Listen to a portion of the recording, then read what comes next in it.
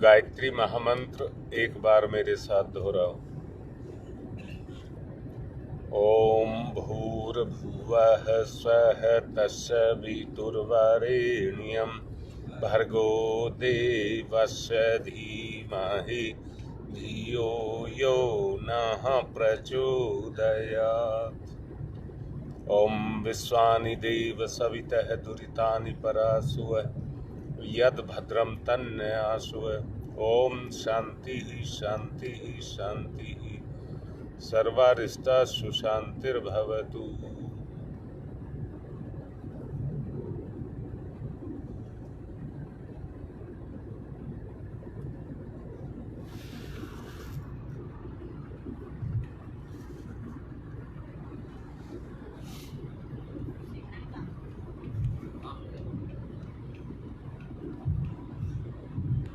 तुम अपना फोन लगाओ जरा।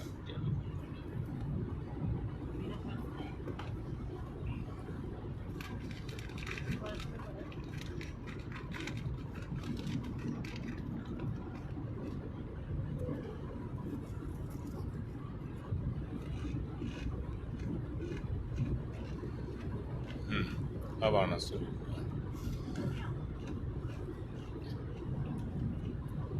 जिंदगी एक यात्रा है। उस यात्रा को जीने के लिए समय एक साधन है, समय की एक डोर है जो हम सब के साथ जुड़ी हुई है। उस डोर में हमारी लगन किसके साथ है? जिसके साथ हमारी लगन है उसी से हमारा लगाव है।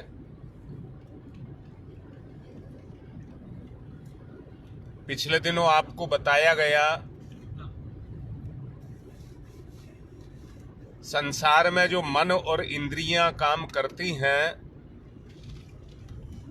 इंद्रियों का जो लगाव है वो संसार के साथ है,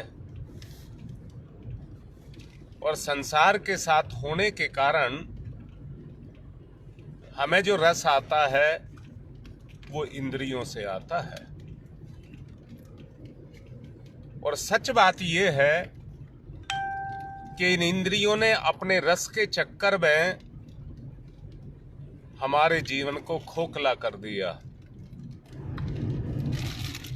पृथ्वी के अंदर वो सारी क्षमताएं हैं जो संसार में रहने वाले जीव की सब तरह से पूर्ति करती हैं, परंतु जब ये उस सुखों के चक्कर में अपने ही जीवन को खोखला कर ले तो जीवन एक खोल बन करके रह जाता है। जीवन के अंदर जो उसकी वास्तविकता है वो बाहर आ जाती है। जिन सुखों को वो लेना चाहता है वो सुख खोखले हो जाते हैं, बाह्य हो जाते हैं, दिखावा हो जाते हैं। जिंदगी का जो वास्तविक मूल स्वरूप है वो उसके पास नहीं रह जाता। जिंदगी का जो वैभव है वो धन दौलत और साधन पर टिका है, परंतु स्थिति क्या है,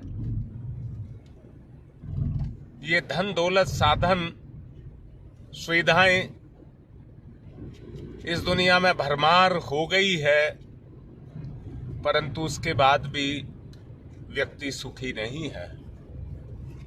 और उसका मूल कारण है जो भावनात्मक चेतनात्मक लगाव है वो लगाव खोखला रह गया है।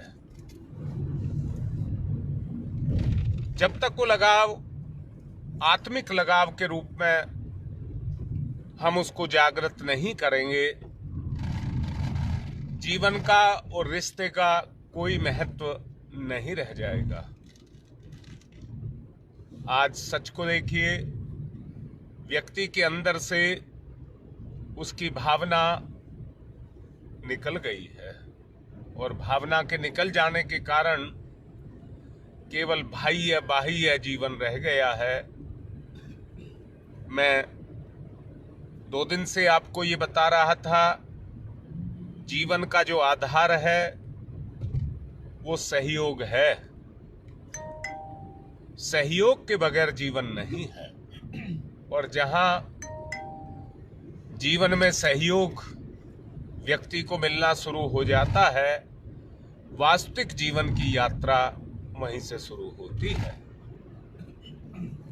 इंद्रियां क्योंकि संसार के साथ जुड़ी हैं, तो संसार के साथ जुड़ी होने के कारण उनमें स्वार्थ पैदा हो जाता है, और जो क्रियाशील अंतर चेतना के अंदर जो क्रियाशील होता है वो हमारा स्वार्थ रहता है।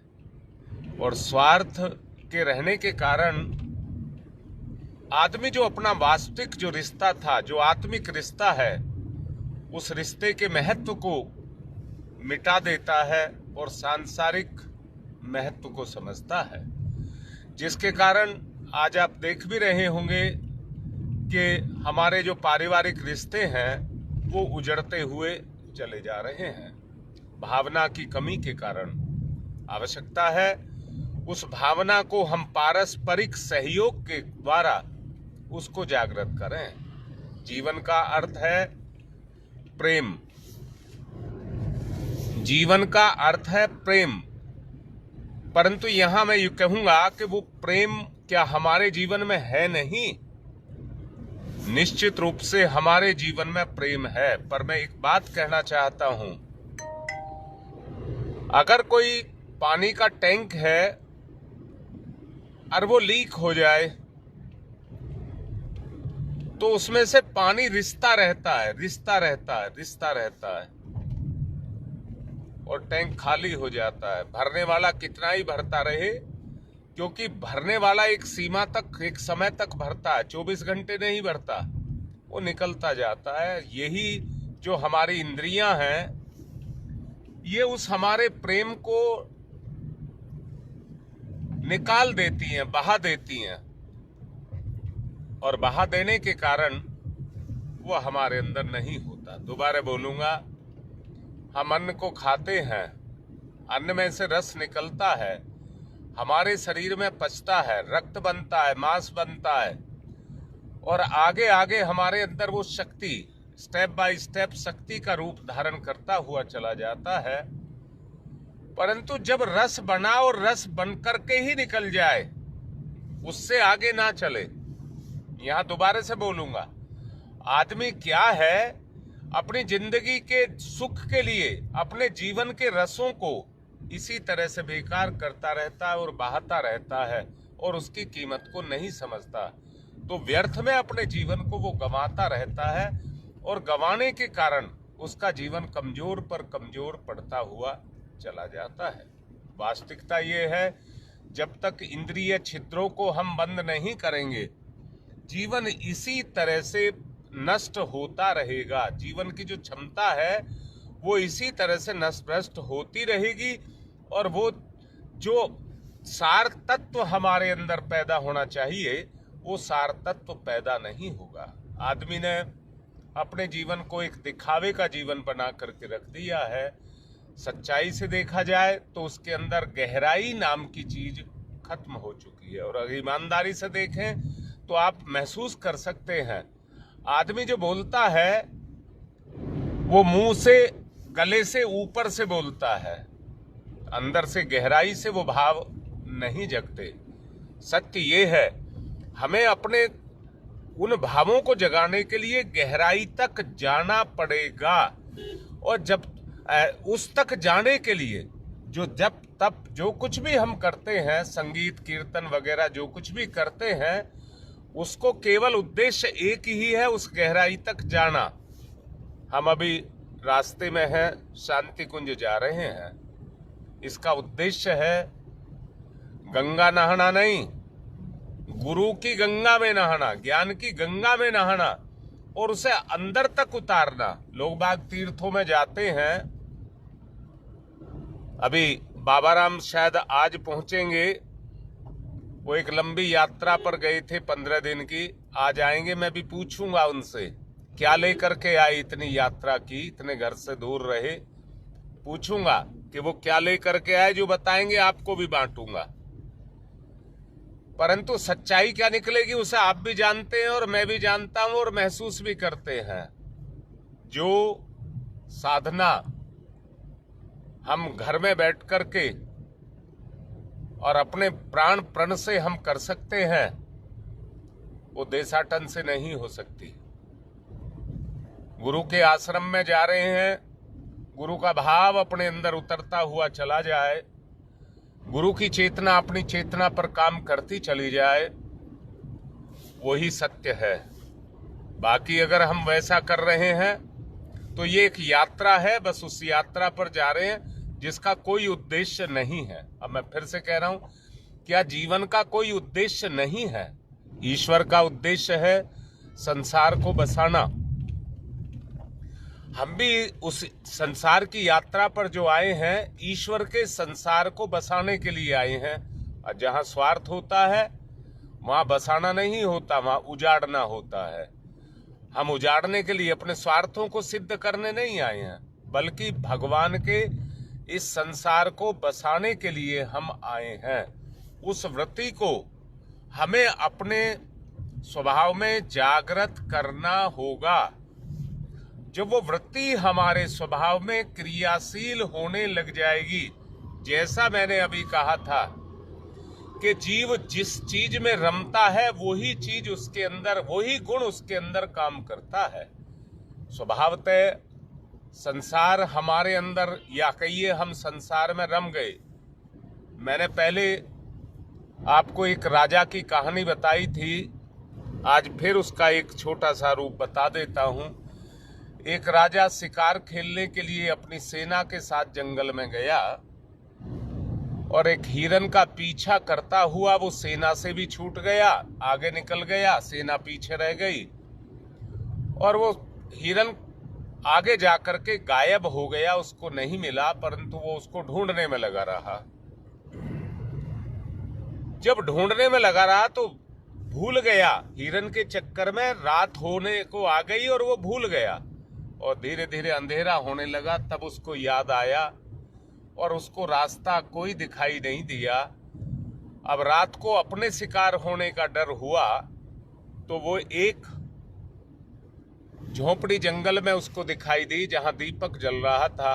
उसके पास गया और जाकर के उसमें जो बैठा हुआ व्यक्ति था उससे कहने लगा, मैं यहाँ का राजा हूं और रात काटनी है, आप मुझे रात भर का आश्रय दे दीजिए। उसने मना कर दिया कि यहाँ यही कहकर के लोग आते हैं, परंतु सुबेरे होता है तो वो जाते नहीं हैं, फिर यहीं के होकर के रह जाते हैं। हम भी ठीक उसी एक पथिक की तरह से इस दुनिया में आए थे, परंतु इस दुनिया में आकर के, इस दुनिया के मोह माया, इस दुनिया का जो ये सब है, इसमें आकर के खो गए। अब इस दुनिया को छोड़ना नहीं चाहते। जो हमारी वास्तविक दुनिया थी उसको हमने भुला दिया और ये मोह माया की दुनिया को हमने अपनी वास्तविक दुनिया मान लिया और इसी के चक्कर में पड़ कर के हम अपनी जिंदगी के उस समय को, जिसको अभी कहा था, उस समय को अपने को पूरा कर रहे हैं। सचमुच ये जिंदगी नहीं है। हमारी इंद्रियों ने हमको भटका दिया है। जितनी भी साधना करनी है, जो साधनाएं हैं, वो परिवर्तन के लिए हैं।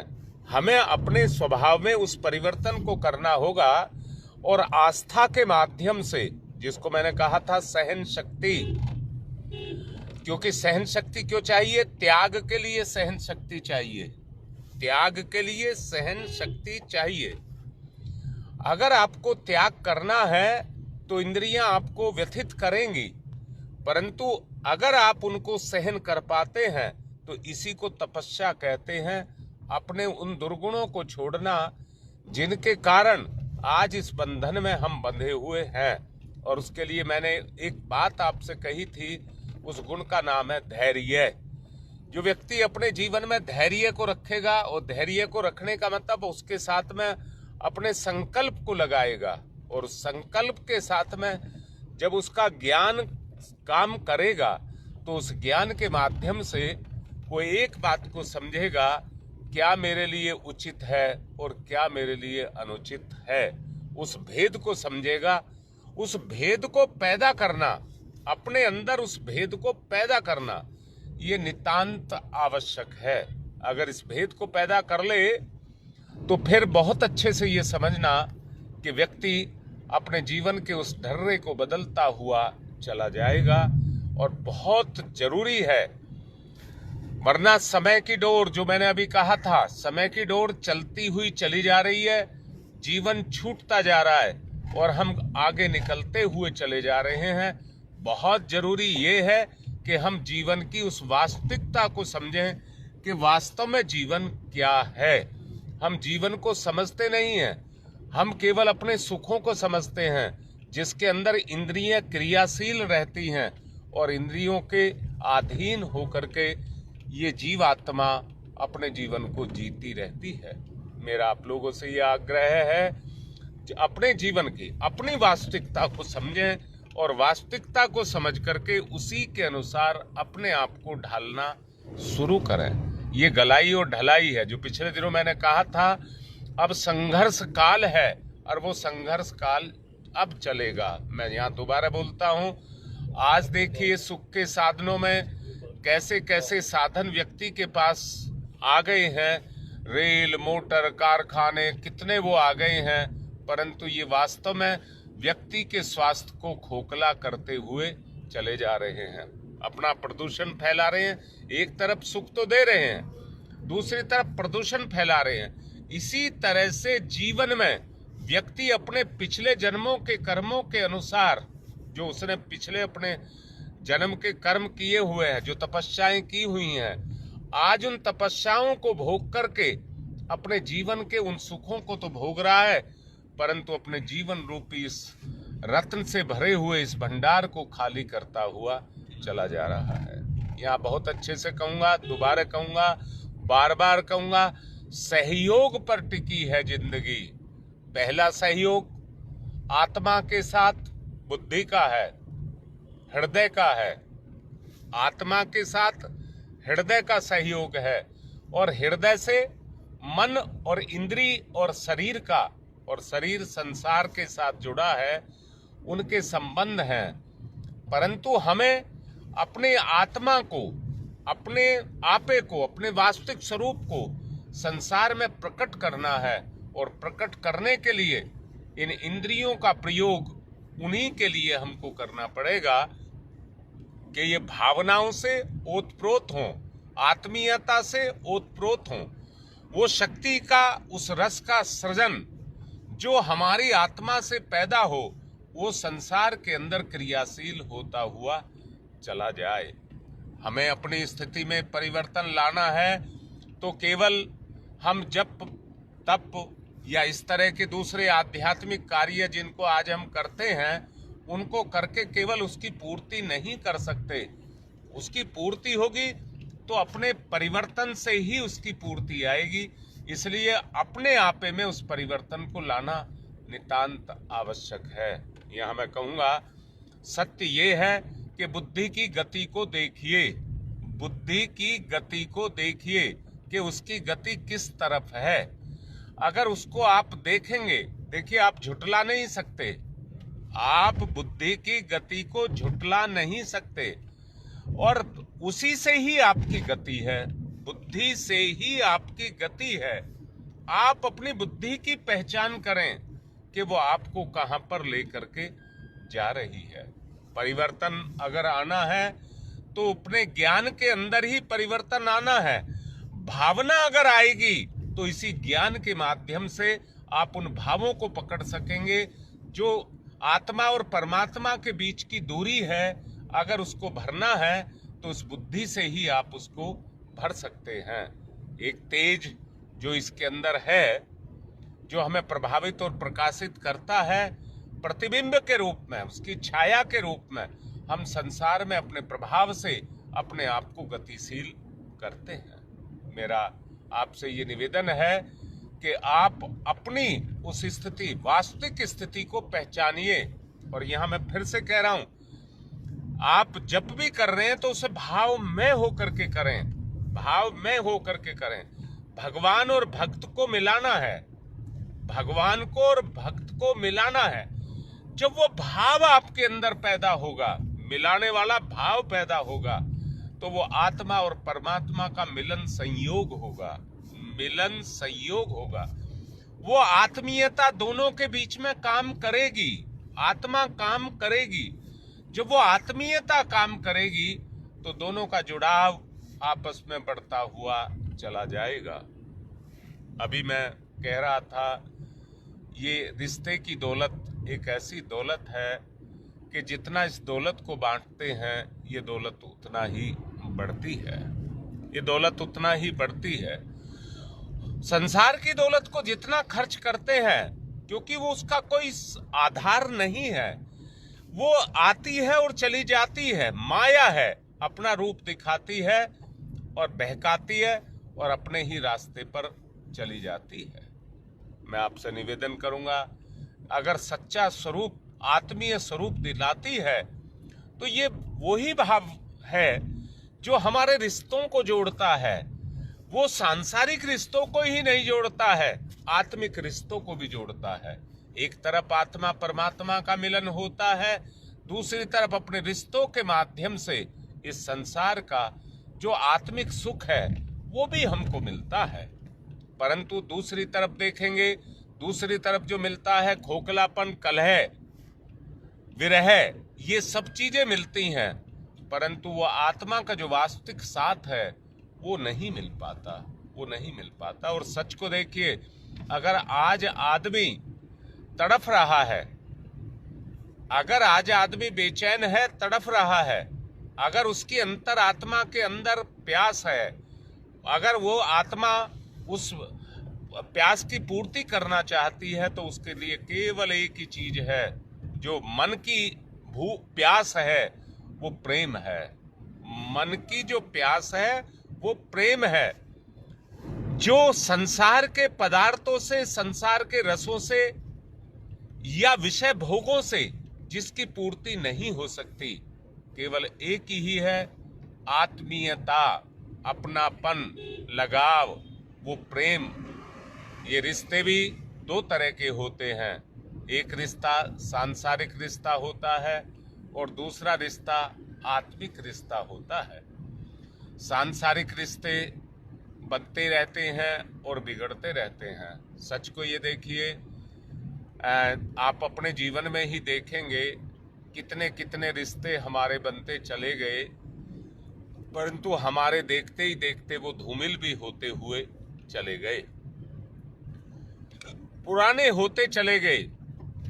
कैसे पुराने होते चले गए? देखिए, माँ बाप थे, हम उनकी संतान थे, एक मिनट के लिए भी वो हमें छोड़ने के लिए तैयार नहीं थे और हम भी उनको एक मिनट छोड़ने के लिए तैयार नहीं थे। जैसे जैसे समर्थ बने, जैसे जैसे समर्थ बने, रिश्ते फीके होते हुए चले गए और एक स्थिति ऐसी आई कि हम माँ बाप को भी भूल गए।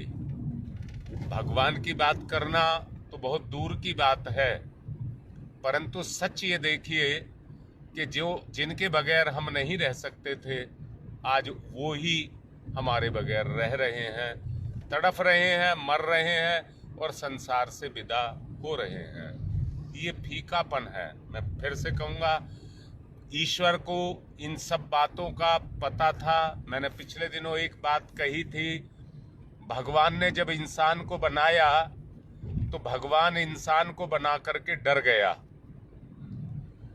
डर इसलिए गया कि मैंने अपनी सारे गुण, सारी विशेषताएं इस इंसान को दे दी और ये इंसान में एक गुण और भी है, वो गुण है चालाकी का। ये इस ज्ञान को पाकर के, इस गुण को पाकर के चालाक हो जाएगा तो ये भगवान को, यानी कि मुझको भी बांध करके और मेरे से भी मनचाहा कार्य कराएगा। तो भगवान को छिपने की जरूरत पड़ी, भगवान को छिपने की जरूरत पड़ी। देवताओं को बुलाया गया, पूछा गया कि मेरी जगह कहाँ होगी। किसी ने हरिद्वार में, किसी ने ऋषिकेश में, किसी ने कंदराओं में, किसी ने कहीं कहीं बताया, पर भगवान ने कहा ये इंसान इतना तेज है कि मुझे वहां भी ढूंढ लेगा, मुझे वहां भी रहने नहीं देगा। तो फिर भगवान ने कहा मुझे एक ही रास्ता दिखता है कि मैं इसी के अंदर छुप जाता हूं, मैं इसी के अंदर छुप जाता हूं, परंतु ये मुझे ढूंढेगा तो भावना से ढूंढेगा, और भावना से ढूंढेगा तो मेरा दुरुपयोग नहीं करेगा, फिर ये स्वार्थी नहीं रहेगा। जब तक ये स्वार्थी रहेगा तो संसार में भटकेगा, और जब ये स्वार्थ को छोड़ेगा और मुझे भजेगा तब मैं इसके अंदर से प्रकट होऊंगा। वो मेरी इच्छा पर होगा, इसकी इच्छा पर नहीं होगा। इसलिए ये मुझे धोखा नहीं दे सकता, मेरे साथ चालाकी नहीं कर सकता। ये चालाकी करेगा, धोखा करेगा तो अपने आप ही करेगा, मुझे नहीं पा पाएगा, मुझे नहीं पा पाएगा। भगवान गौण हो करके इसी के अंदर जाकर के छुप करके बैठ गया। मैं दोबारा बोलता हूं, भगवान ने वो सारी विशेषताएं जो उसकी अपनी थी, वो सारी विशेषताएं उसने हमको दी हैं, परंतु वो विशेषताएं इसलिए दी गई हैं कि संसार में जीव को भगवान की कमी महसूस ना हो, भगवान की कमी कभी महसूस ना हो। और वो भगवान कौन होगा?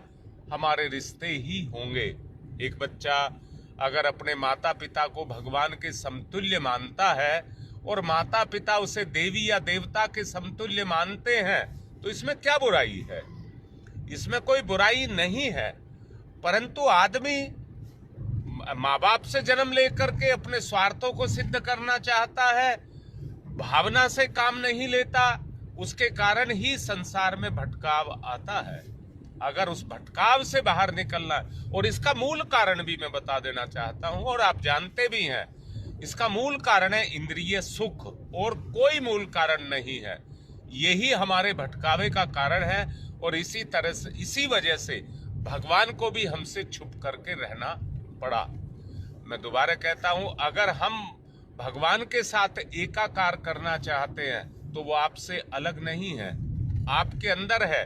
आप अपनी भावना को जागृत करिए और भगवान को पा लीजिए, भगवान को पा लीजिए। मैं फिर से कह रहा हूं, गुरु उसका साक्षात रूप होता है, भगवान का साक्षात रूप गुरु होता है। गुरु की शरण में जाने का उद्देश्य भी यही होता है।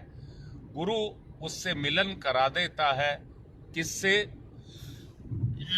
जो गुरु और शिष्य के बीच में भावनाओं का आदान प्रदान होता है, उसके माध्यम से वो आपके अंदर छुपे हुए भगवान को प्रकट करा देता है। मेरा आप लोगों से यही आग्रह है कि अपनी सोई हुई चेतना को जगाएं, अपनी सोई हुई चेतना को जगाएं।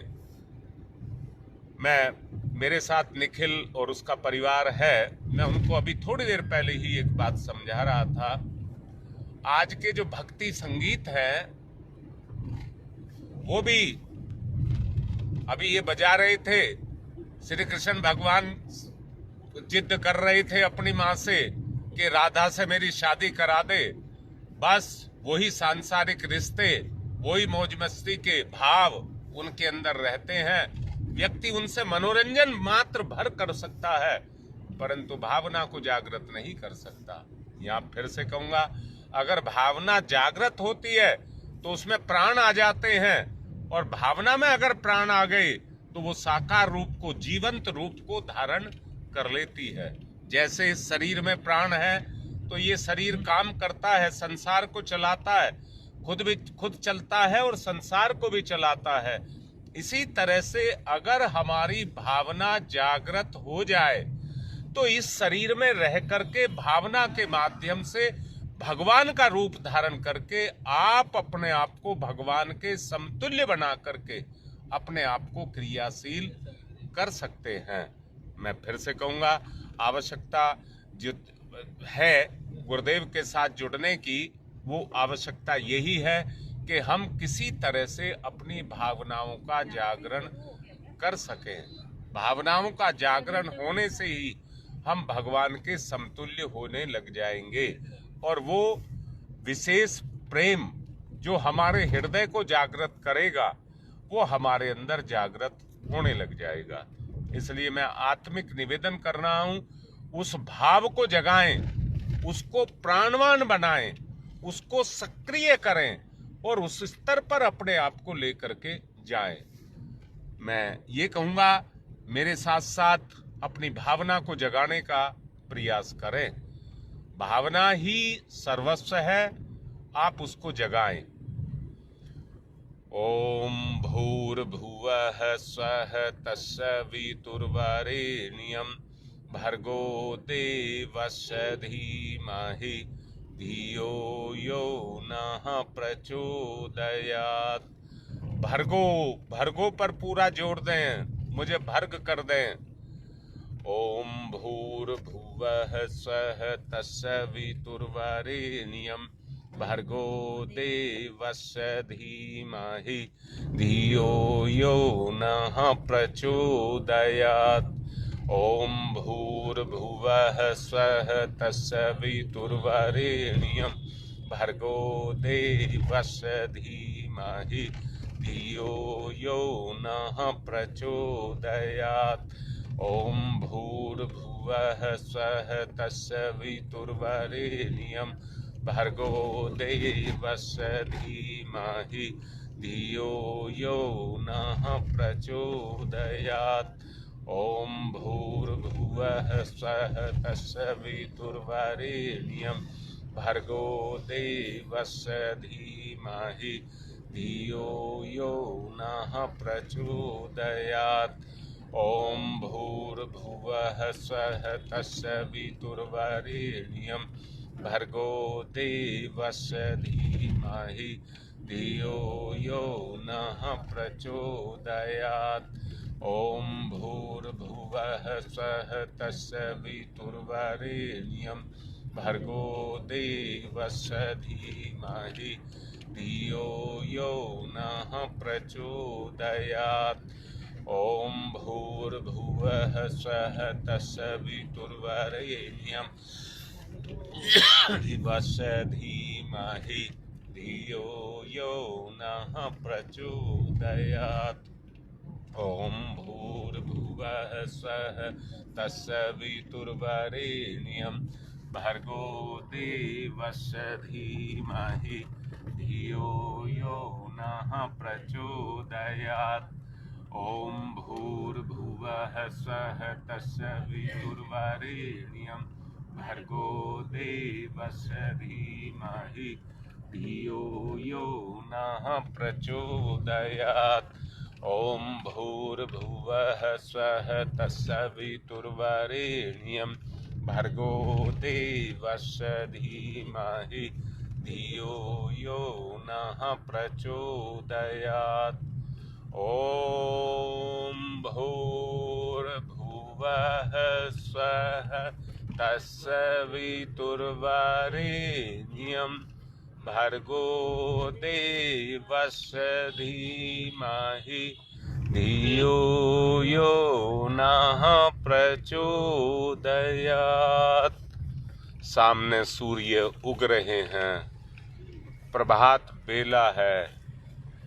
वास्तव में यही स्वर्णिम अवसर है जिस दौर से अभी हम गुजर रहे हैं। ये आत्मा को प्रभावित करने वाला दौर है। अभी रेणु कुछ समय पहले मेरे से कह रही थी, सूर्य निकल रहे हैं तो मन की कलियां खिल रही हैं। 5 बजे के बाद इसने 7 बजे के से पहले इस बात को बोला था, तब सूर्य नहीं निकले थे। उसका प्रकाश हमारे अंतःकरण को प्रभावित करने लग गया था। अब सामने है, वो ऐसी बेला है जो बहुत मधुरिम, इतनी मधुरिम कि कवि उसको देख करके भाव से अपनी कविता को दोहराने लग जाए, उसके अंदर काव्य भाव जागृत होने लग जाए। भक्त के हृदय में भक्ति का भाव जागृत होने लग जाए। देखिए कितना अच्छा सुहावना इस समय पर समय है। ये समय वास्तव में हमारी चेतना को प्रभावित करे, वास्तव में हमारी चेतना को प्रभावित करे। ऐसा स्पंदन, देखिए सामने आपको सूर्य दिखाई दे रहे हैं, वो स्पंदन हमारी चेतना के अंदर भावना का होने लग जाए। कितना अच्छा कोमल सुहृदय समय इस समय पर है। तो मैं यही निवेदन आपसे करूंगा, मेरे साथ दोहराएं। ओम तमसो मा ज्योतिर्गमय, तमसो मा ज्योतिर्गमय, तमसो मा ज्योतिर्गमय, असतो मा सद्गमय, असतो मा सद्गमय, असतो मा सद्गमय, मृत्योर्मामृतं गमय, मृत्योर्मामृतं गमय, मृत्योर्मामृतं गमय। तमसो मा ज्योतिर्गमय, ज्योतिर्गमय, ज्योतिर्गमय, असतो मा अस्तो मा सद्गमय, सद्गमय, सद्गमय, मृत्योर्मा अमृतं गमय, अमृतं गमय, अमृतं गमय। दोनों हाथ रगड़िए, मुख पर फिराइए, अपने आप को नवीनता धारण करिए, नवीनता में आ जाए, भाव बदल जाए, पुराने गंदे मैले कुचैले सब भाव निखर जाए, सूर्य देव के प्रकाश से अपनी आत्मा प्रकाशित हो जाए, ऐसे भाव अपने अंदर जागृत हों। आज की बात को यहीं पर समाप्त कर रहा हूं। भावना में रहें।